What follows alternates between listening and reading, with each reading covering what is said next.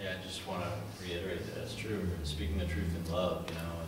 And I actually just jumped out at me as we were going through that. You know, that's our motivation. You know, kind of almost is saying there that there's a way, you know, to speak the truth, not in love, Right? Obviously, Right. which is kind of an obvious statement, but it shows the importance of the motivation of our hearts in speaking the truth, I guess, is what I'm trying to say. So. Yeah, that's what it is, the motivation. Because we could be motivated by, like, we see a fault in somebody, we could be motivated by self-righteousness, and to say, well, you know, they shouldn't be doing this, and it really is just to puff ourselves up. But love is selfless and not selfish. So if you're speaking the truth in love, you're desiring the person's well-being beyond your own. I think God being individual to everyone, you know, knowing that we're not all on the same page, and just relying on God to show us what to say to people. And I mean, they see lots of young people really be close with the Lord at times, you know, and you just gotta know when Oh, that's true too. to Yeah. to see how they are, and just wait on the Lord and be close with them before we say things. That's true too. Yeah, we got to be sensitive to that. Because even going back to verse 2 where it says, long-suffering, forbearing one another in love. Yes. So sometimes we do have to forbear, suffer a little bit, and it hurts sometimes to see somebody, but we have to, sometimes people don't have the capacity, and we do have to be sensitive to handle a certain amount of truth we want to give them. And also, we might not have the authority to speak that in their lives. Josh McDowell's the famous saying, rules without relationship breeds rebellion. So if you don't have a relationship with somebody, you really don't have any authority to speak into their lives. So somebody has to grant you authority to speak into their life. And just about being blown around by everyone, the doctrine. Mm-hmm. I just want to say something about that, you know, especially now in the last days when every word is, you know, information is going everywhere. I mean, it's easy to get afraid, but I mean, not saying that we shouldn't listen to swine flu, but gotta keep our eyes. Yeah, very good. Gotta keep our eyes on the big guy. And with the finances, everything, just know that the Lord has things that we don't know about, and He has provision for us, and He loves us. Yeah, it's true. It's true. Like my wife and I, we've been kind of in the market to buy a house, and I don't know. We're sort of still leaning there. I don't know, but are we going to be, because the stimulus package is going to give us X number of dollars, because the interest rates are low in the house, are we going to be blown about by that? I don't know. I mean, you know, there is some wisdom there, maybe, but maybe we need to be more sensitive to the leading of the Spirit. So, yeah. And people that God has put in our lives to speak into our lives to help us.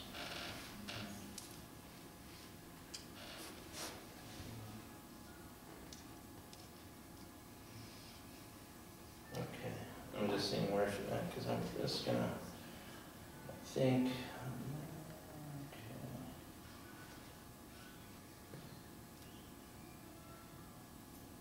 I'm gonna start at verse 22 and just read the rest of the chapter. That ye put off concerning the former conversation the old man, which is corrupt according to the deceitful lust, and be renewed in the spirit of your mind, and that ye put on the new man, which after God is created in righteousness and true holiness. Wherefore, putting away lying, speak every man truth with his neighbor, for we are members one of another. Be ye angry and sin not, let not the sun go down upon your wrath, neither give place to the devil. Let him that stole steal no more, but rather let him labor, working with his hands a thing which is good, that he may have to give to him that needeth. Let no corrupt communication proceed out of your mouth, but that which is good to the use of edifying, that it may minister grace unto the hearers. And grieve not the Holy Spirit of God, whereby ye are sealed unto the day of redemption. Let all bitterness and wrath and anger and clamor and evil speaking be put away from you, with all malice, and be ye kind one to another, tenderhearted, forgiving one another, even as God, for Christ's sake, has forgiven you. So that's a lot right there. It's good stuff. Verse 25 is kind of similar to what we've been saying. Wherefore, we putting away lying, speak every man truth with his neighbor, and the need to walk in the light, the need to be truthful. And we touched on it last week, where God, said to Jacob, Jacob, what is your name? And of course, Jacob means deceiver. And so there was a confession of who he was, and then he changed his name to Israel. And when he confessed, he was able to heal him and change him. And God calling out in the garden, Adam, where are you? And Adam hid himself because he was ashamed.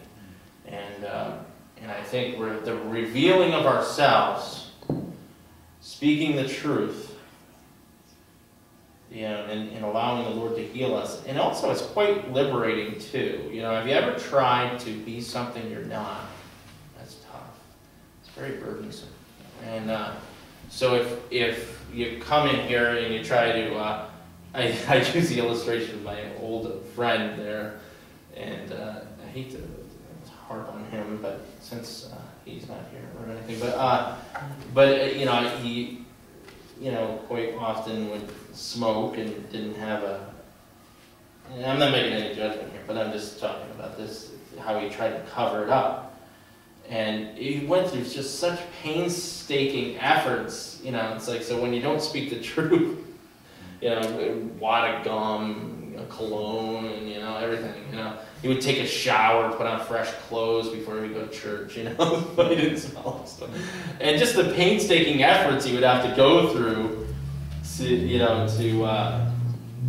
to hide himself. And so anyways, but speaking the truth in love, and I think sometimes, I'm sorry, that's not what I was saying, it was, what was it, 25, yeah. Every man truth with his neighbor, speak every man truth with his neighbor, is walking in this light, we're in this truth, where we reveal ourselves, where we're able to, we don't have to sit there and say everything we've done or whatever, but just being who we are, and allowing the Lord to heal us where we're at. And it's just liberating. It's very liberating. And be angry and sin not, and let not the sun go down upon your wrath is a good rule of thumb to live by. And what's nice about it, too, is that we can be angry. Because the Bible tells me to be angry. Be ye angry. That's a verse in the Bible. Be ye angry. Thus say the Lord, be ye angry. And but sin not.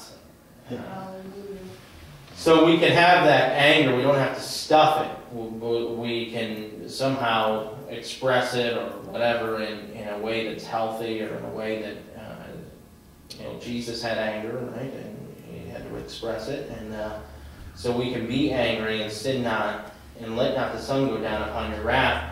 And so sometimes if we have an offense, or we're angry with somebody, husbands and wives is a great verse for, we're angry with one another, it's rather than trying to stuff the anger and act like it's not there. I remember I heard a couple, and I mean, that's great, I guess, but I just don't understand it. They said in like 35 years they had never fought, and they had never had an argument or a disagreement. I don't understand that, but that's great. That would be difficult for me, because it says, be ye angry and sin not. So if there is something that has caused you to be offended, you can express it, but not sin. And don't let the sun go down upon your wrath, neither give place to the devil. In other words, when you allow that anger, that bitterness to fester within inside of you, you're giving a foothold or an advantage to the enemy.